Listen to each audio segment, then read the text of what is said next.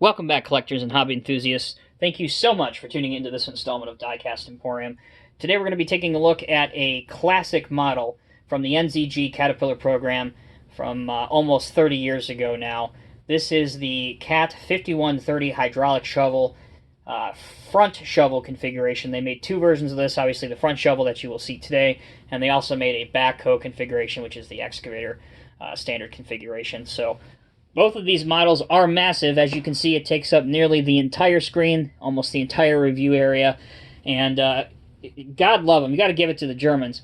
They really nailed simplicity here, and it really shows off that 90s vibe. You simply have a outlined drawing of the machine inside, a description, and the CAT logo. Nearly the same on the side, with the only difference being a description in multiple different languages of what's inside, whether it be English, German, French, or Spanish. So let's go ahead and unbox this thing. I purchased mine. How did I purchase mine? I don't even remember. I think I got this off eBay. What's in here? Yeah, here it is. So here is my eBay slip, and it even shows what I paid for it. So yeah, I purchased this off of eBay a number of years ago. Inside, here is the 5130. Alright, let's go ahead and unbox this thing. Another thing I loved about the NZG program, NZG CAT program more specifically, is, many of you guys are probably going to guess what I'm going to say. Ta-da! No twist ties. No chance of chipping your model or breaking something off. You just simply pull it out and you're ready to display it. So, as I said, this model came out in the mid-90s. It was produced by NZG, distributed by the Norscot Group. That's a topic for a whole nother video. Not even going to go into that. But it is a NZG product, and in fact, you will see that if we turn this underneath.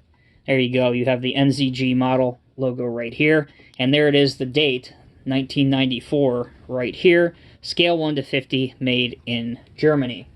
So there is the underside for those interested in that kind of thing. Now, as I said, there's two different versions of this. Obviously, the front shovel configuration and the backhoe configuration. Both of them feature a lot of, I should say, both of them share a lot of the same characteristics, whether it be the main structure, the main house, car body, whatever you want to say, the same tracks. This obviously is different. And when I say this thing is huge, I'm not exaggerating. This is probably easily 15-20 pounds worth of die-cast metal. The only plastic parts on these are the hydraulic lines, all of the access stairs, and exhaust, that kind of thing, which all of this was standard for that period of time. I mean, you weren't really going to find anything metal unless you were dealing with a really, really high-quality piece or a brass piece or something, in which case, obviously, it would be brass.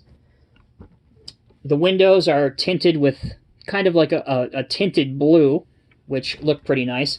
And that really allows you, I'm not sure if my less than superb camera is going to pick this up. The details inside the operator's compartment aren't the best, again, for the time period, but you do see a seat there, a couple control levers, and obviously a couple foot pedals and things inside as well. If I move this piece of styrofoam off of here, there we go.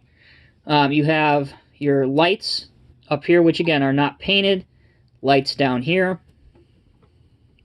And look at the size of these hydraulic rams. I mean, this stuff is massive. The ram jackets, that's all plastic as well. So again, the age of these, you have to be really, really, really careful with this so that you don't overdo it and you don't potentially break one of these hydraulic rams. And that's kind of really what I'm going to focus on as I show you the functionality of this. Because we could have a potential disaster live on camera here. Just because I'm curious, I don't typically do this, but what did I pay for this? So I paid $135.77 for this. And I got this one 2014. I got this in 2014. Interesting. Okay. So with that out of the way, the rubber tracks roll very well, even on a smooth surface. And again, another thing you really want to be careful on these is these rubber tracks are very easy to break because of obviously the tolerances and the age of these tracks. Now, let's see the functionality of it. I already showed you that it spins 360 degrees. Let's look at the functionality of the front shovel. So it will go up to about there, which is very good. And in a totally unrealistic test at all, just because I don't feel like getting a mining truck out and extending this video any longer than it needs to be, here is a Diecast Masters on-highway dump truck. Again, not saying that this test is anywhere near realistic at all. And then we'll move this up a little bit more, tilt our bucket forward just a little bit, and then we will absolutely destroy this gorgeous dump bed by dumping a whole lot of pay right in the back of it.